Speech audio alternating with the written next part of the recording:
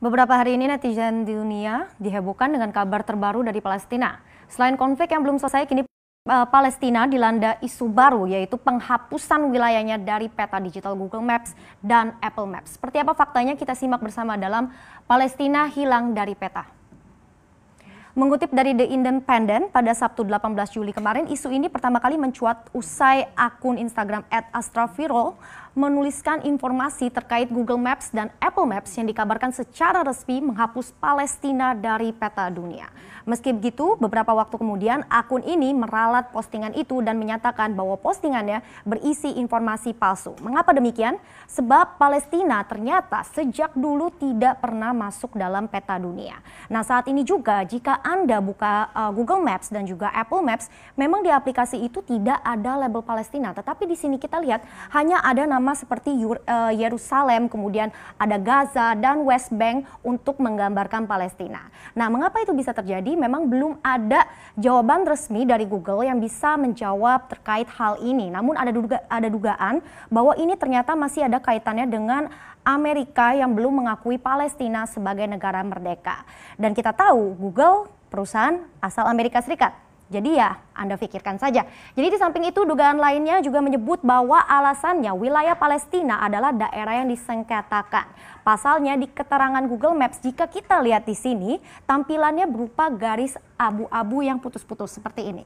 Dan di garis itu adalah tempat-tempat yang terlibat konflik ataupun yang tidak disetujui batasnya. Nah, sebenarnya tidak ada alasan valid mengapa Palestina ini tidak diakui sebagai negara. Karena lebih dari 135 negara anggota PBB telah mengakui Palestina sebagai negara merdeka.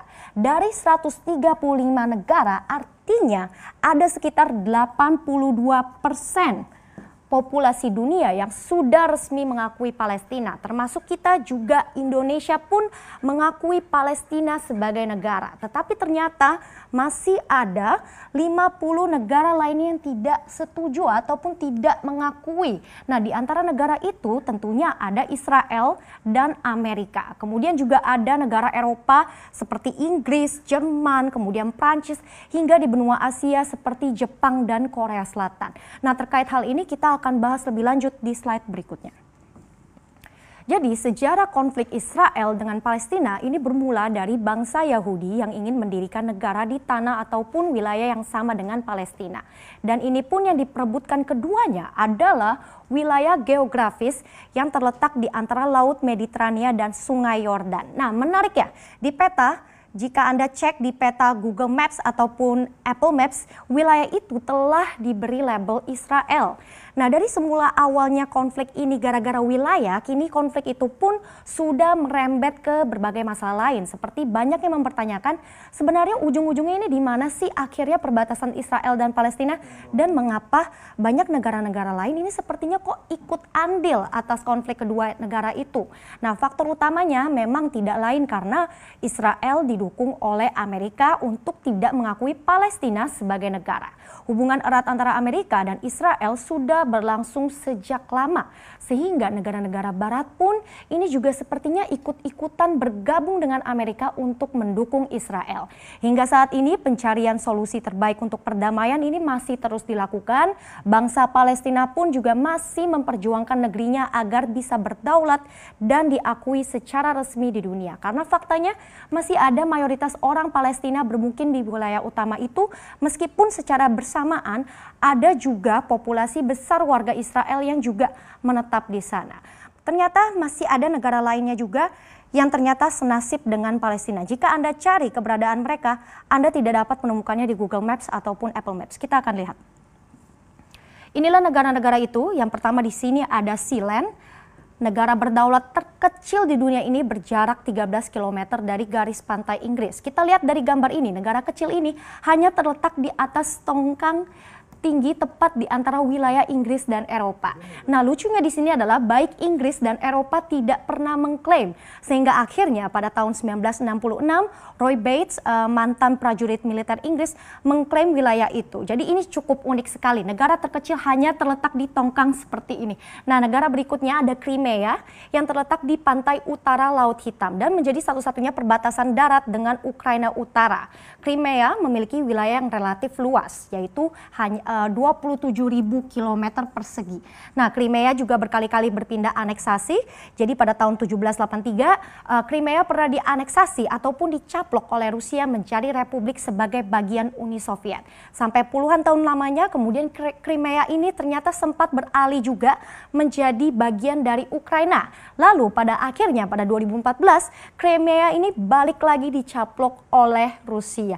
Memang cukup membingungkan kalau kita lihat di sini sejarah negara ini, namun terlepas hal itu, Crimea termasuk hotspot bagi wisatawan. Di tahun 2014 silam, Crimea masuk dalam daftar 20 tujuan teratas untuk berpergian di dunia versi National Geographic. Jadi sayang sekali ya. Oke, kita lihat selanjutnya daftar negara yang tidak dianggap ternyata tidak terhenti di slide tadi. Kita lihat ini masih ada lagi terletak di tengah-tengah Amerika Serikat. Ternyata ini ada juga Republik Lakota dengan populasi lebih dari 100.000 orang. Nah, sejarahnya Lakota ini sempat melakukan kesepakatan bersama dengan pemerintah Amerika sebagai perjanjian agar warganya bisa hidup di wilayah Black Hills. Tetapi selama lebih dari 1 abad, pemerintah Amerika seakan lupa dengan negara bagian kecil ini. Sampai-sampai pada tahun 98, Amerika pun menyatakan permintaan maaf. Pada akhirnya pengadilan Amerika memutuskan memberi kompensasi kepada Lakota sebesar hampir 600 juta dolar. Tetapi permintaan maaf itu dan juga dana kompensasinya ini ditolak. Republik Lakota pada akhirnya menyatakan penarikan resmi dari Amerika di tahun 2007. Kita ke benua Afrika, di sini juga ada Barat Selen dengan populasi 3,5 juta, di mana mayoritas masyarakatnya ini berasal dari orang-orang dari seluruh Afrika, terutama Kongo. Negara yang dipimpin oleh keluarga kerajaan ini melepaskan dari tetangganya Nigeria dan menyatakan kemerdekaannya sejak tahun 2012.